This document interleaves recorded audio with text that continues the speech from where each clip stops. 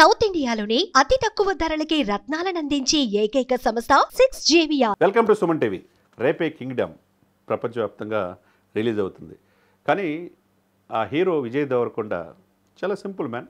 నాకెవరు God father లేరు, నా తండ్రి ప్రోత్సాహం లేదు, వారసత్వం లేదు అంటున్నాడు. మరి ఓకే, మంచిగా యువతను ఆకట్టుకున్నాడు.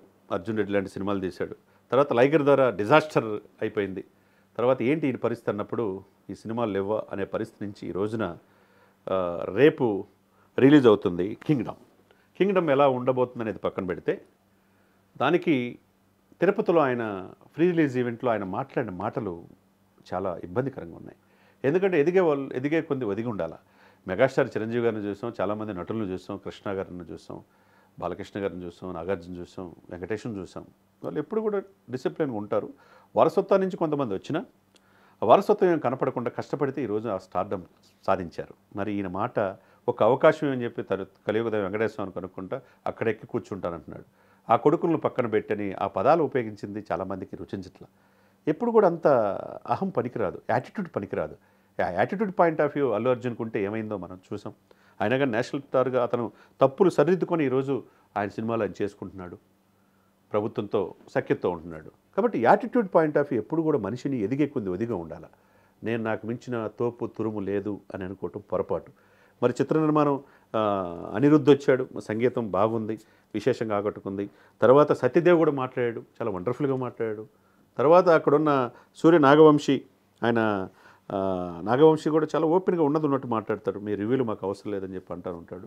అంటే స్ట్రైట్గా మాట్లాడుతాడు నిర్మాత పాటు సాయి సౌజన్య, నాగవంశీతో పాటు నిర్మాతలు ఈ సినిమానికి. కాబట్టి మారాలి భాష. నేను ఎప్పుడు కూడా చెప్పేదంటే భాష అదుపులో ఉండాలి.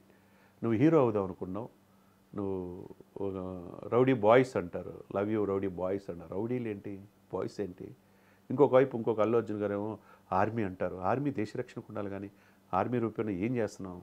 రౌడీ బాయ్స్లు ఇవన్నీ కాదు, లవ్ ఇవన్నీ ఏంటంటే మనుషులు చాలా తెలియగలరు, సినిమా ప్రేక్షకులు చాలా తెలియగలరు. మీరు అలరించడానికి అలరిస్తే 3 గంటలు మిమ్మల్ని మళ్ళీ సినిమా చూస్తారు, లేకపోతే మీరు కాదు అనుకుంటారు.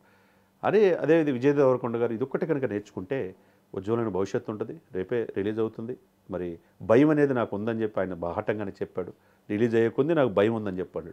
మరి భయం ఉంటే భయంతో భక్తితో మాట్లాడాలి, కానీ నాకు మించినోడు లేడు అన్నట్టు మాట్లాడకూడదు కదా.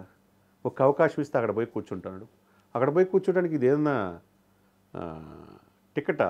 పోయి కూర్చొని ఫ్లైట్ AC1, A1, A2, A3లో కూర్చోడానికి, లేకపోతే బిజినెస్ క్లాస్లో కూర్చోడానికి. ఇది కాదు. కష్టపడితే ప్రజల దగ్గర, అందులో కలియుగ వెంకటేశ్వర స్వామి సన్నిధిలో అలా మాట్లాడకూడదు. దేవుడి దగ్గర తల వంచి మాట్లాడాలా. నాకెవరు వారసత్వంగా లేదని చెప్పి వారసత్వంగా వచ్చిన వాళ్ళని విమర్శించడమా? అట్లయితే బాలకృష్ణ విమర్శించడమా? అట్లయితే చిరంజీవి గారిని విమర్శించడమా మీరు? లేకపోతే ఎవరిని నాగార్జున గారిని విమర్శిస్తారా? ఆ స్థాయి మీది అంటే అది కాదు కదా.